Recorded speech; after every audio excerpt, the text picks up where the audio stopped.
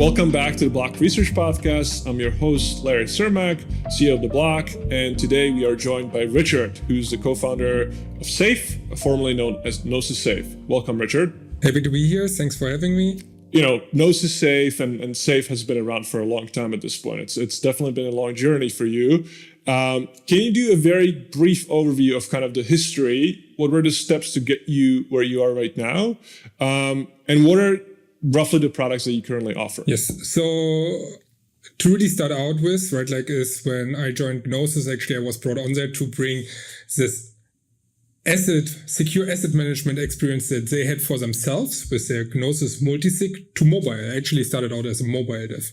And we quite quickly realized that the current form that they had, which they used for the ICO, is not what caters towards a wider ecosystem. And so that's where we started to write Safe. So to where actually the Gnosis Safe thing came into.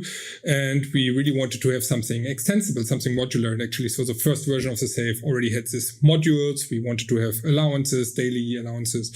And this is how we started out. And first it was a mobile app. It was really, it was 2017, so quite a while ago. It's first version 2018. And a lot of the concept feels like what is being pushed right now again, right? Like where it's like counterfactual deployment, easy to use, you can pay with tokens, and all of this we had there, which was quite interesting. But at this point, it was apparently too early. So actually, we then pivoted into the point where it was more going back towards this team and like high value assets. You are multiple owners. We really facilitated this multi-signature part that is core of our like our smart contracts. And at this point, then we transitioned over and fully wrote our web application. And then, like 2 years ago, basically, or like actually 2021, we started then saying, okay, to really push this further, we need to build an ecosystem around it. We really want that this, that it's not just an end product. We want that this is like a common tool. Everybody should be able to have smart accounts. We want that every team can build on top of smart accounts, really use this modularity. And this is then also what said to really facilitate this. We need to not always be seen as part of Gnosis, because Gnosis has its own values and its own ecosystem, but it should be its own ecosystem. And that's how the whole discussion started, that we should spin out. And then also with the spin out, we very much started this to also focus on this, that we say, hey, we want to offer this tool stack that you can build on top of, which we currently call Safe Core, right? Like we have Safe Wallet, which is more this end user product web interface. And we have Safe Core, which is then more the tool stack that enables you to have this, this account abstraction for you to ready to use, formally verified, secure, modular, right? Like, so that you can get kickstarted there. And in terms of the users, like who do you think are the users that you guys try to target the most currently in terms of the products that you have? Yes. On the web interface, we still see that there's a strong focus on this high value users, right? Like because we see that with DeFi being one of the major use cases still, and it's a very dominant use case, people, they're investing money and that want to have self-custody, want to have a secure product, want to have the guarantees that Safe provides.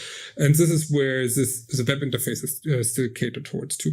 When it comes to the core product, actually this is where we really want to go broader, right? Like we believe that smart accounts actually enable you to really get this experience that non-crypto natives also need to be utilize crypto. And for this, we really gear them towards the projects that go a little bit more broad, more normal users, right? Like I'm not sure if you're aware of the Dracula app that was a couple of weeks ago, right? Like that's not a typical DeFi crypto use case, but under the hood, utilizing Safe accounts, right? Like it really empowers you to give some of this Web2 experience towards the end user. And this is really what we're targeting there. Where we want to say, we want to show that smart accounts and also crypto can go beyond just DeFi, right? Like, because that's what we believe is necessary to bring it to everyone. And to double click a little bit on what Safe accounts are, for a normal user listening right now, like why should they be using Safe account versus a normal wallet?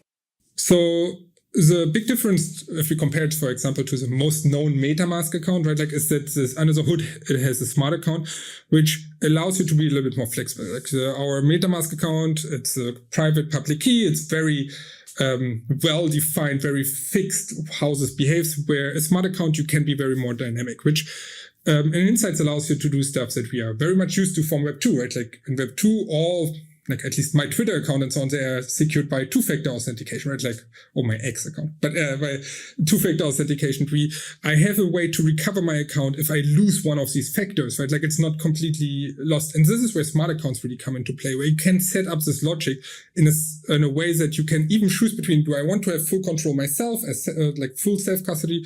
Do I want to have like a hybrid custody, how we call it, that you have somebody that can recover you? I mean, a nice example that we also see with other products, right? Like Ledger also started this recovery service, and we have a similar platform where you can use partners to recover your services. And this flexibility is really what smart accounts enable you, which go beyond just the normal UA functionality. And so in terms of like, so obviously you're targeting normal users for this product itself. Last stat that I saw is that you guys are securing about $100 billion worth of value right now.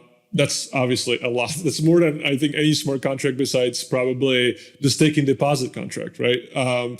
And so, are you guys targeting to drive up the value that you store as much as possible, or is it really about onboarding like millions of people into using your product? Like, what is the KPI that you care about the most right now? Or is it both? Might be both. I mean, that's why we split a little bit the product, like our teams. We have really two dedicated product teams that are behind these two initiatives, right? And to be very concrete, also with TVL, even our wallet team, which is focusing where this is more the vanity metric. Here we have to say that a big part is also around really like, how can you properly use this TVL, right? Like in the sense of where it's a little bit like in the traditional TradFi world, right? Like the good money doesn't sit around, right? Like you don't want that your money sits around. And this is a little bit where in crypto, high value, often this is the case. You have cold storage and money sits around. And this is something where we say, obviously TVL is interesting, but also enabling all of our users to properly tap into their TVL in a secure manner. This is really one part where our wallet team will focus on. And then, and the core team there, it's really where there's a lot of challenges that go really in the wide area where really have to drive adoption. It's by no means clear yet that smart accounts are like, that it's clear that they are better, right? Like this, most of the dApps still primarily focus on UAs, as sad as it is for us, right? And so this is really a focus where we say we cannot ignore it. We cannot just say, let's keep in our small little bubble where we drive up the TVL by the 1% of, or less than 1% of users. No, we really want to showcase that smart accounts are for the wider masses. And then we do initiatives like, many teams are working together. How can you use passkeys to use your existing mobile devices? How can you use counterfactual deployment so that you don't have to pay for the deployment of your smart account, which is a big issue. But also currently very interesting stuff is like, how do you handle multiple networks, right? Like, because we see L2s like spinning more and more up, but smart accounts actually here still, where they have a lot of potential, they first have to catch up to really how do you probably utilize this vast like multi-chain universe. Right. And in terms of maybe, again, to double click a little bit on that, you guys obviously got mostly kind of bootstrap on the Ethereum ecosystem, and that still seems to be the focus, but you've branched away from EVM as well. Is that correct? Not really. I think the only branch away that we see where we really go with not pure EVM is ZK Sync, right? Like there where we see why they under the hood, they use you can use Solidity code, but it's not one-to-one EVM, which actually brings some very interesting challenges because especially there, it's not possible that you can get the same address as you're used to on other networks.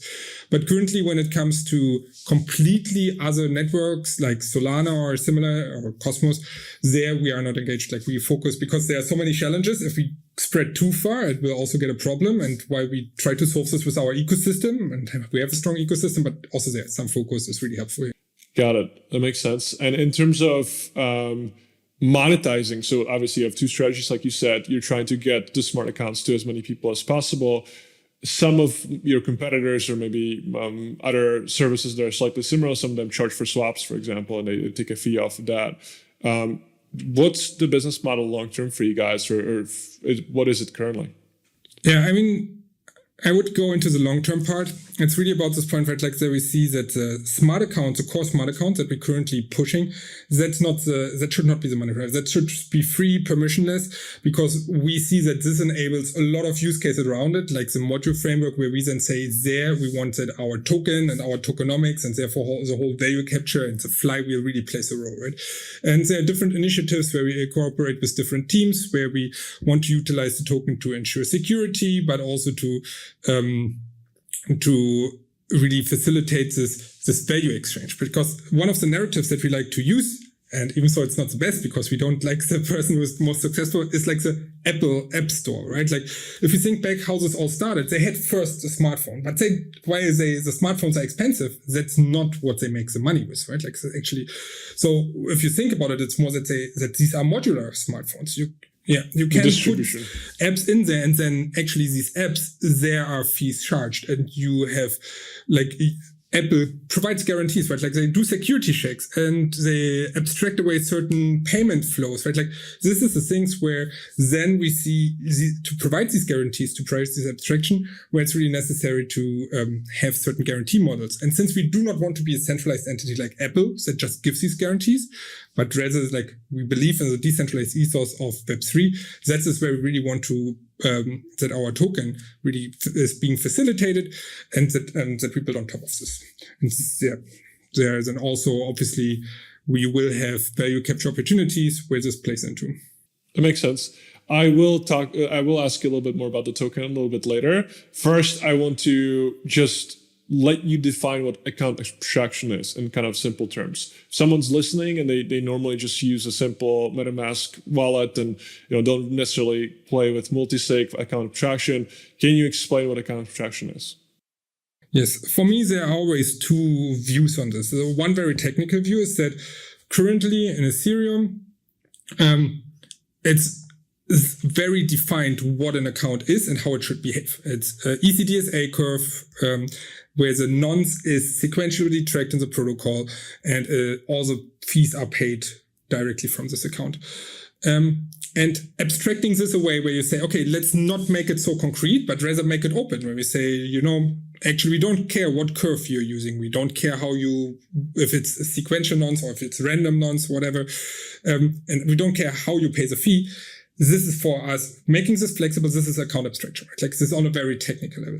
This on a very blockchain technical level. When you go further, it goes beyond this blockchain, right? Like because we see also that not only the blockchains like Ethereum enforce these standards, but actually also the dApps enforce these standards. Because currently, if you sign into a dApp, they assume I can do EC recover and I know your address when you sign a message. And even there, from us, account abstraction needs to be applied, right? Like even when you think about dApps, they should not think about, this is a specific cryptographic curve. They should think about this is an account. It's defined as, it has an interface to validate a signature, and it has, besides this, it gives me an identifier, like an address, right? Like, and this is really this step. This is what account abstraction means, because this then enables the account to be more flexible and not so limited, right? Like, and it's a long journey because it starts out with maybe the protocol, but it extends into the dApps, and this is a way wider ecosystem, and it requires a lot of support. And so, why should smart accounts be modular? What does the modularity actually enable for users? Yes. So smart accounts are always critical, right? Like in the sense of that we know that smart accounts, there is a smart account risk, right? Like the advantage of an EOA that is very well defined is that most likely this is well tested and well defined. And if we go into a smart account, suddenly the bigger and more complex your account is, the more likely it is that you miss something, that there is something wrong with it, right? Like, and there are many ways how to really try to minimize this risk. And one of this is obviously that you do not always ship all functionality. You try to bundle it down into small pieces. And this is where we say, okay, we have our core account. It's a modular account. It has, for us, we say the minimal required functionality for the safe. There's the multi-signature component, and you can add like guards, what we call them. Others call them hooks. You have modules, and you have something where you can extend also how it reacts to incoming calls. It's very like we have outlined this in the past in the safe protocols. There are other projects and other ERPs like ERC 7579 or ERC 6900, which extend on this concept, but it's very similar. It always comes down to this one. And with this, you can actually say, okay, my core contract is well defined, never changing, for in our case, even formally verified. And then these extensions are also very small contained pieces for your use case. And this increases the security and limits therefore the risk quite a lot, while giving you the full flexibility to build together your account with all the features that you need. Cool. That was pretty good explanation. A little technical, but that's fine. I want to also talk about EIP 3074. That's been something that has been talked about quite a bit recently on Twitter or X and other platforms. And there seems to be a little kind of, I wouldn't say controversy, but some people like it, some people don't like it. And then there doesn't really seem to be consensus. So for people that maybe haven't, seen this entire saga, can you explain to our listeners what EIP 3074 is, and how does it relate to what you just described, account abstraction? Yes, so 3074 basically allows an EOA to give control over their account to a smart contract.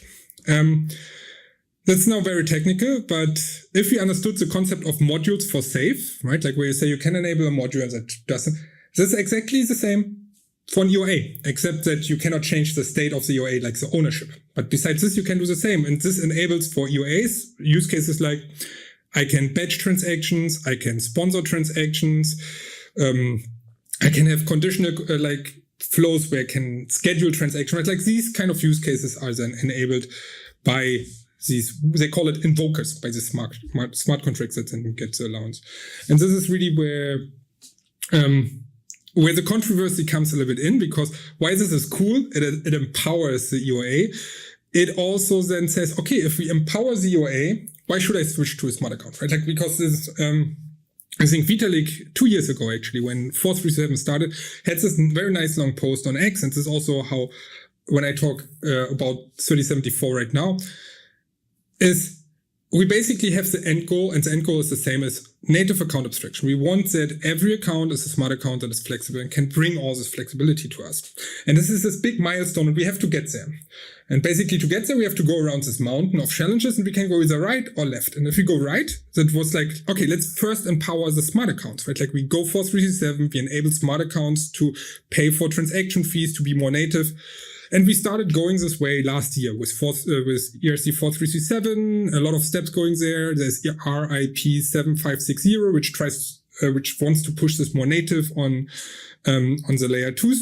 And we started going this direction. Actually, it was very nice to see that beginning of this year, most of the developer community and smart account developer community was aligning more and more behind this and how to push this. And then there's the other direction, which is 3074, where we say, okay, let's first empower EOAs, and if we empower them further and further and further, they will turn into smart accounts at some point, right? Like, and so this is this other direction.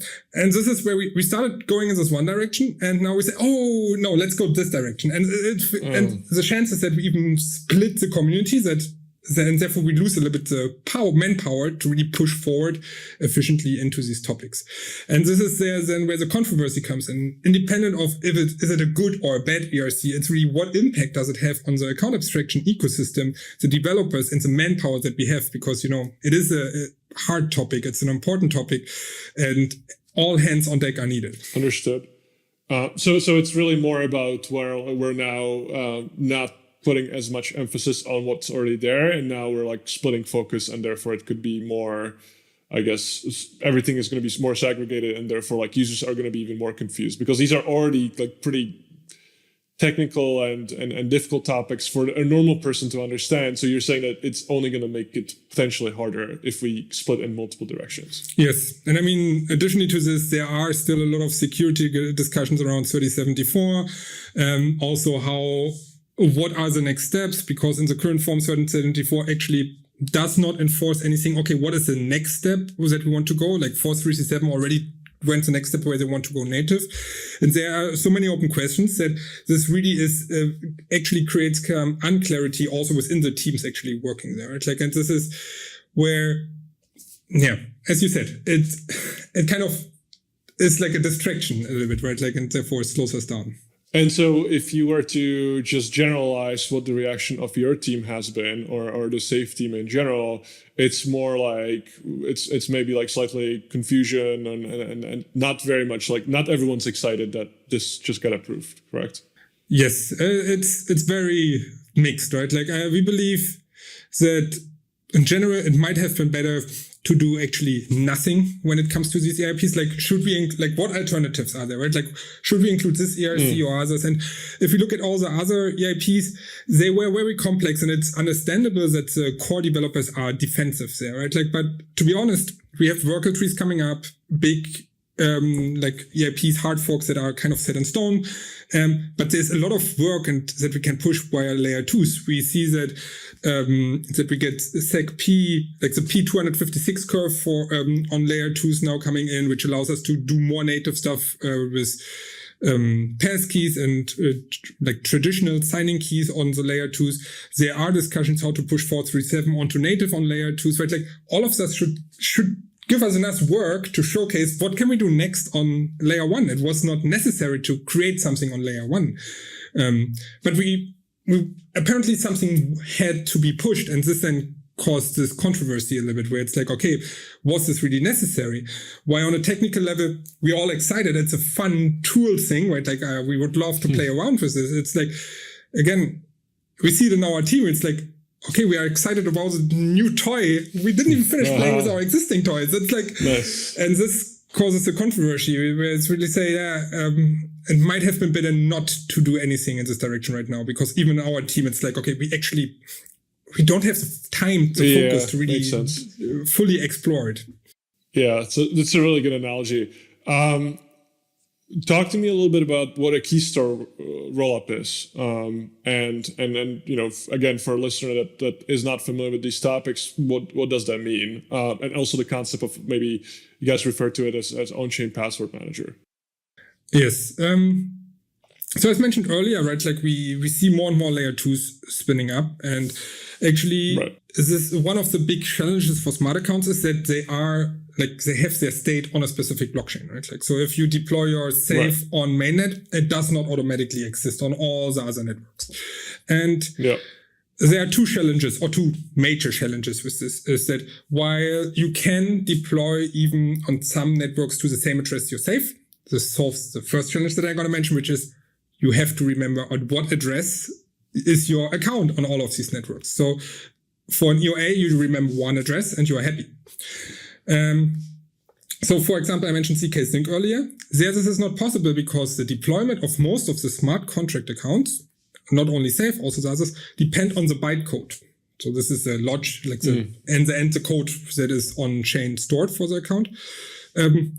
But for ZK Sync, it cannot be one-to-one the same code because they have their own logic. They are not 100% EVM compatible. And therefore the address changes. And this then, so the first problem is, okay, how do I remember this address? How do I abstract away the address? I mean, this is also not a completely isolated problem to smart accounts, because when I started in crypto 2017 and was in Prague for DevCon, there were many talks about how can we get these addresses away, right? Like ENS tries to do this, and a lot of teams still working on this.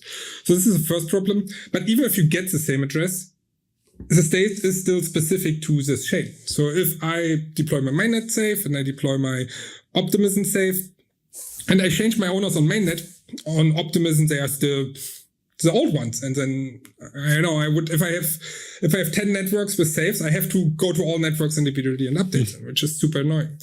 And so the idea is that, I think we talked about it 2 years ago actually, and Lucas, my co-founder, right, like he mentioned it as like, let's do safe chain. And it goes into a similar direction where you say, actually, your configuration, you manage on a separate chain, right? Like you could say similar how all the chains roll up to mainnet. You could say on mainnet, you have your configuration. There you store what is your account. And then all the other accounts just use proofs to say, I know what your account looks like on your main chain, and you can interact with them. And when you then change it on your main chain, on mainnet, it would automatically update on all the other chains. So why do we not want to use mainnet? Because mainnet is quite expensive. So not only that the updates are expensive, but even proofs on mainnet are expensive, because a Merkle proof, like a Merkle tree proof, and also Worker proofs, most likely, they are quite expensive to do. And then it might be easier to just say, okay, let's have a dedicated rollup only for account storage, where we use ZK things to really make it easy to do certain proofs. And then we utilize this Keystore Rollup, which can also roll up to layer 1, but then we utilize this everywhere. And to really make this fully work, then we also require that the layer 2s implement certain primitives that make it easier to prove state across, like, towards this rollup. But yeah, this is basically where we say we have the password manager, as you mentioned, is how Lucas introduced it also. And this, everybody just references into the password manager and doesn't keep their own state anymore. When you guys think about, layer 2s, there's now a lot of them, like you mentioned. There seems to be a new layer 2 every couple of weeks now. But there's, 4 or 5 kind of major ones. I'm guessing you guys have the more agnostic approach, right? Like, you let users decide, but you also obviously have to. Some things require some changes. I'm assuming in the code itself. So you guys have to lean in some directions. Look at the most popular layer 2s. How do you guys do that? And more, maybe a personal question for you, what layer 2 yourself are you the most excited about? The second one is interesting. Starting with the first one. Actually, it's also one of the reasons why we try to keep the Safe account modular, is that the core contract of Safe actually tries to be as agnostic as possible. There are still currently some parts where certain gas overhead values are hard-coded, but they are neglectable. But in itself, it's so agnostic that we actually do not have to make changes. Currently, on a smart contract level, really? We can even on ZK Sync in our current version reuse our existing contract, and we do not have to make an adjustment. It's just there they have a different compiler, but besides this same code. And then rather when you have modules there, you would have to pay attention, but our core contract not. And here actually we have a process where I think I would have to go into more than 100 networks, I think, by now, where the smart contracts are deployed. And so this is really where we say, okay, these contracts as the core primitives for Safe, they are everywhere. Right? Like, we want that they work everywhere and that there's no challenge. It's the challenge where we have to be a little bit more selective is that smart accounts, similar to blockchain, they also require tooling to work on top of, right? Like, a smart account, you want to know what are your transactions, what is my balance, how do I collect signatures, all this stuff. And this is where we run services for this. And there we have to be a little bit more selective. And there actually we sometimes need to make adjustments because certain gas parameters, how they are reported, all of these are different. But the good part here is this is off-chain. This is not on-chain. So this is a lot easier to patch, right? Like, in case something breaks there. And here really there are 2 parts. Like, for us, it's interesting. Where do we see, like, we have multiple criteria. Where do we see a big developer network? Where do we also see alignment when it comes to this account abstraction narrative? But also where do we see the chances for a lot of value, that there's a lot of TVL, right? Like, all of these are criteria, they are weighted, and then we say, okay, how can we support them? And we try to push more and more networks. But obviously we are aware that we cannot handle all of the networks. And this is really also where we believe in open source. Our stack is open source. It's not that it's closed source. We have partners that can run the stack also for other chains. So you can get the same services, not hosted by us. Also here, going forward, what we want to do, talking earlier also about the token model, right? Like, also here to guarantee how our services running. Do they run correctly? Are they stable? This is really something where we think the ecosystem governance is required to give guarantees. And we are not the only project. I think there are other projects that went into a similar route. We know the graph. We have Pocket Network for RPCs, right? Like, it's a similar concept, and where we really see, okay, blockchain, smart accounts, it's not only the on-chain part. A lot of the tooling around it make it so powerful, right? Like, and that there are services that allow you easy entry into this. And that's really where we also have to facilitate our token. Cool. And the second question, which one are you personally the most excited about? Which one am I personally most excited about? There are Yeah, there are many things. I think currently the one that I'm excited about, there are two networks actually. On one extent, I really want to play around more on ZK Sync. ZK Sync gives me, it has two advantages, currently two advantages for me. One advantage and one property that's interesting. One is it is not the same address, exactly because it's not exactly the same as all the other networks. It forces you to sync outside of the same address box, which is for me super interesting. And the second part is ZK Sync actually has, even though it's EVM competent, it has native account abstraction already, right? Like it's one of the few networks where this is already in place. It is not one-to-one like 437, but very similar. So you can actually test out a lot of things, which is very interesting. And then that's why it's currently very interesting. On the other side, I also see that networks like Optimism allow you, like they are working more really on pushing this. That being said, just by talking about it, there's one very nice thing that I like about Polygon is they actually are the first to push this, the SegP K1 curve. K1? No, R1. It's R1. So the one that allows you to do passkeys and so I'm not sure if you got the pattern. The pattern is where can I play around with the new technical stuff the most, right? Like, so this is currently which gets me excited. Right. And that maybe influences a little bit where you guys are doing a lot of the development as well. But like you said, you look at like user numbers, you look at activity on chain and all that. So that makes a lot of sense. Do you last question on this topic? Do you envision eventually branching out of EVM chains altogether and providing a similar service on chains? Whether that be Starknet, Solana, Aptos. Chains that don't even, want to be EVM compatible? Or is that someone, does there have to be a different company that tries to do effectively the same that you guys are doing? I mean, I don't think I can give there a 100% clear answer, but one of the advantages that we see, for example, with the Keystore approach that we mentioned, right, like is that actually the identity that you manage in the Keystore, it doesn't have to be on Ethereum mainnet, right? Like, so where you utilize this Keystore. It could be then you could use the same Keystore and use it on Solana for all you care. And therefore you could even share your identity towards Solana and all the other networks. And I think this is very powerful and it opens this up. Why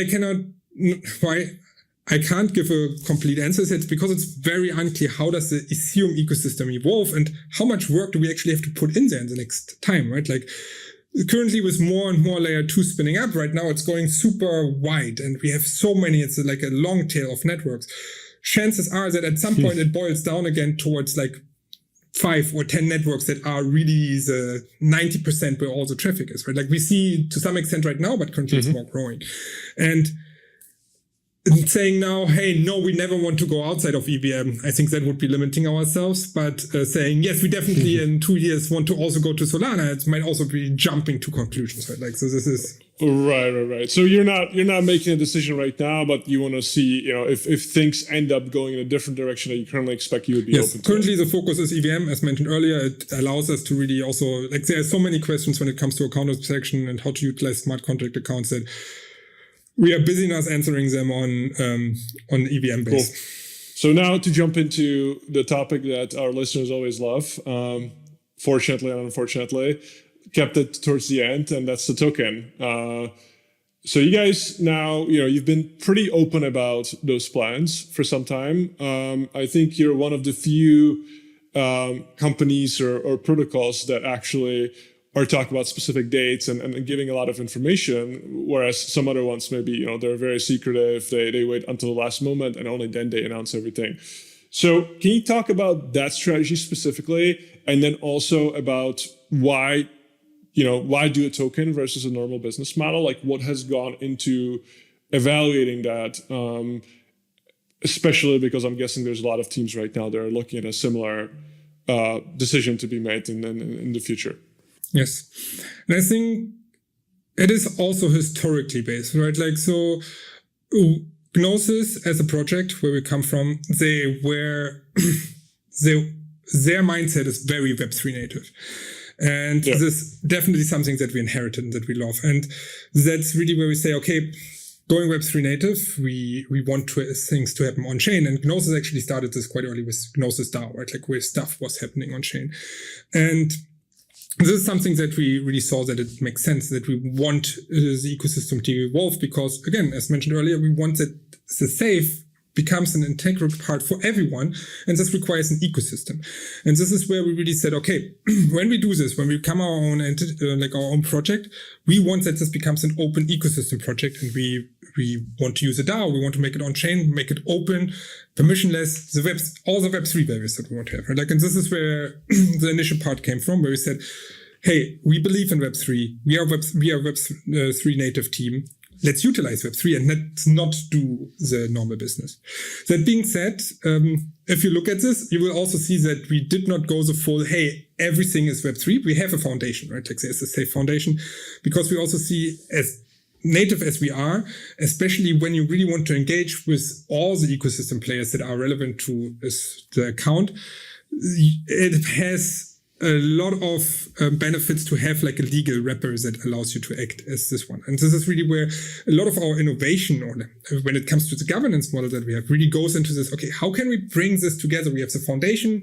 The foundation is actually the legal entity, but we have a DAO, and the DAO really, they should still signal, okay, what should the foundation do? And the foundation should follow this unless it's regulatory completely not possible, right? Like, and this is actually where Christoph, another co-founder, is also the team around him, the governance team, is putting a lot of work and a lot of innovation actually, where we say, hey, we can actually give the DAO a mandate inside the foundation, and they can, like, there are ways how they can influence each other, right? Like that they can say where to go. And this is a little bit where we started with this. Then the second part of this is, right, like we started the token as non-transferable, right? Like it's not immediately a token that everybody could just freely trade.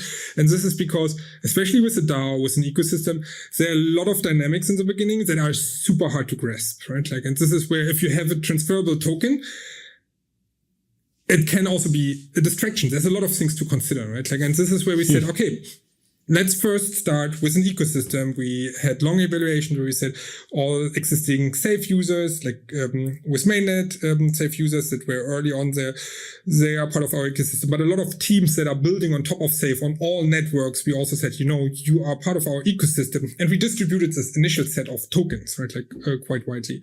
And then we said, okay, with this ecosystem, we want to decide together with them. They should really signal, when do we want the token to be transferable? They should make the choice, right? Like, do we think we need to do further research before we can make it transferable? And this is really where the first SEP, where we were voting on token transferability, actually said, let's take a step back, not immediately transferable, right? Like we actually asked, the ecosystem voted against transferability in the first vote and said, let's first say, how do we envision a general utility? And then we had these follow-up SEPs also beginning of this year, where we really said, we outlined high-level utility, how we can utilize it to the use cases that I mentioned before. Right? Like, I mean, I can't go into them again, but this is how can we really place the token utility there and utilize it there. And so it's currently likely to launch, or launch is maybe not the right word, on April 23rd. So what actually happens on that date? So our governance process utilizes snapshot for voting. So how it works is basically we have off-chain voting where with snapshot, where you can utilize, like you sign a message which is then tied to your safe balance to indicate, do you want it to be transferable or not, right? And currently, I mean, the vote is ongoing. You can see it. It's actually past quorum. We hit the milestones. A lot of actually of the available safe token holders voted, and there's a high mention there. And once the period for this ends, actually then the process starts to bring this vote on chain, because, it needs to happen on chain. It's not actually, there's an automatism there. It's not that the foundation goes and actually does the vote on chain. It's actually, there's a process. And this is where we use, this current setup is that we have a safe that controls the safe token. And the safe has a module. And this module is connected to an oracle. And this oracle is called Reality.io, and there's an escalation game. Basically, how this works is you can, on Reality.io, you can ask a question and say, did something happen? So did the vote pass to make the token transferable? And then you can say, you can put up one ETH and say, yes, this happened. I could now go there and say, actually not true, it did not happen, but then I have to put up double the bounty. And then you have an escalation game because it always doubles. And at some point, you know, you get at a limit where some person is right or wrong. And the other one, actually the wrong answer loses their votes. Here there is some nuances, right? Like there is some fallback mechanisms where also the foundation could step in. But yeah, this is, if regulatory problematic, they could step in. But yes, this escalation game basically bridges then the vote on chain. And then actually from this point on, as soon as the vote goes through, it just executes the transaction through the safe, and it's a normal transaction that flips the switch, and then the token is transferable, can be utilized to bridge it to other networks, to trade it on DEXs. All of this stuff will then be available. There are some cooldown periods, and this is why it's still like this April 23rd is the target date, because for each of these steps, there's a cooldown period so that the foundation, in the worst case, or the ecosystem could react and try to stop the process if something goes wrong. Cool. And then what are the things that, you know, with a token, you're maybe a little worried about or uneasy about? Because it does create all of a sudden, you know, to your point, it allows a lot of new things for people to speculate on the price, you know, for now you maybe not you directly, but someone will have to deal with exchanges, with market makers, with so many things that are different to what you guys are trying to focus on, which is really build out a tech. Do you think that for you, at least, the kind of downsides of, like, you know, people complaining about price and all of that, like I'm guessing your Discord and channels that where you are is all of a sudden going to be changing to talking about price once it's actually tradable. Do you think it's still worth it and do you think it's still the correct path to decentralize the protocol and what you guys are doing? And does it outweigh kind of the negatives, which are quite large as well? In general, yes. I think I had a weird analogy in my mind. It's like a little bit asking, like, when is the right time to get a kid? There's never the right time to get a kid, but it's an awesome thing to get a kid, right? Like, I'm a father, I love it, I can recommend it, but there's never the right time. And it feels a little bit like that, right? Like, when is the right time to have this overhead that you mentioned, right? Like, where you suddenly have this, you have to worry about the token price. I don't know if there ever is the right time to have all this overhead, but it opens up a lot of opportunities too, right? Like, suddenly you can use the token in the protocol. You can get new people engaged in your ecosystem because they can now acquire the token, or we can give out the token easily to them, right? You actually have a very direct feedback mechanism because the token price is a feedback mechanism, right? Like, how is it perceived? Sometimes a good one, sometimes a bad one, right? Like, sometimes it feels random, but so there is a lot of positive things around this too, right? Like, which enable us to work better, to have a better impact. And this is where I generally believe it's a good thing. Yes, it has some overhead. Here I have to say I'm very happy that we have a good team, a big team that I can trust, right? Like, and actually for me personally, where I can really say I can continue focusing on the tech. Why team members, especially like Christoph, Dan, and like Andre, who is more governance and finance, are part. They really push this. They have their eyes on this, and I say, like, okay, I can still focus on my stuff. I trust them. Cool. Well, I have a couple of closing questions. One is, what are kind of the biggest challenges that you think are facing developers such as yourself today, and how do you think they can be addressed? So, for me personally, it's the biggest challenge is really identifying what is the problem, right? Like, so there are so many things that to tackle, and it's very overwhelming. And sometimes it's like, I think for me, how to solve this is really going back to the basics. As I mentioned earlier, it's like, especially in the smart account system, we tend to jump to very explicit solutions that solve fancy things, but is it the right solution? Does it really solve the problem of our users that we want to target? Often is forgotten, right? Like, and this is, I feel like often we are overwhelmed because the positive side is why we're overwhelmed. There's so many opportunities. It's crypto, it's Ethereum. You can do everything. Everything is open. It's awesome, but you don't even know where to start, right? Like, and this is and then this combination out of that, the tech is actually not trivial. Why it feels trivial sometimes. It's like, we see this at hackathons. It's not trivial that people get immediately started. What seems for people, for our team who are in this area for a couple of years now, we're like, it's obvious. People that come to hackathons and are new, it's like, that's not obvious. So a lot of this developer education is necessary, providing guidance to really make sure that we can empower the ecosystem and focus, right? Like this is, for me, really the challenge is this being overwhelmed. What is happening? A couple more. One is, in crypto, we keep talking about this moment where like everything will be scalable enough, everything will be friendly enough for like our moms to be able to, use blockchain without knowing about it. How much from 0 to 10 being we're already there, how much do you think we're already there today? And how much progress do you think we made since, let's say the last bull market for the last 3 years? Hard one. So definitely below 5, to be honest. Really? Yes. I was expecting like 7 or 8. Nah. I think we're at the point where for crypto natives, we can build a good experience. It's still, I would say, for my parents and even my girlfriend who is younger and more tech oriented, it's super overwhelming. And the danger that I see why I'm tending so this below 5 is this, while we manage to abstract a lot of things away, there's the danger that with abstracting all of this away, we're actually also removing a lot of these benefits from Web3. Right? Like it's nice that I don't have to care about my private key anymore.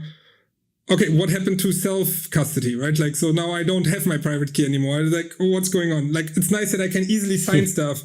Okay, we are back to blind signing. We had this in the past. You just sign random stuff and lose your funds, right? Like, so this is where I feel like we are building more and more primitives, which is good. So we did improve, right? Like having like passkey support for smart accounts, having something like 4337, where we can really have networks where you can submit transaction for smart accounts, where we have also ZK knowledge proofs enabling a lot of verification going on, massive improvements. But it's right now we're still building a lot of these primitives and how to best connect them in a way that it's really feasible to give the right end user experience. That is the tricky part, but that's the big part. It's like we need to connect them, else like everything is just before 5. As soon as we connect them, we can do a big leap, probably jumping 1 or 2 of these numbers immediately. But this is what's for me missing. Cool.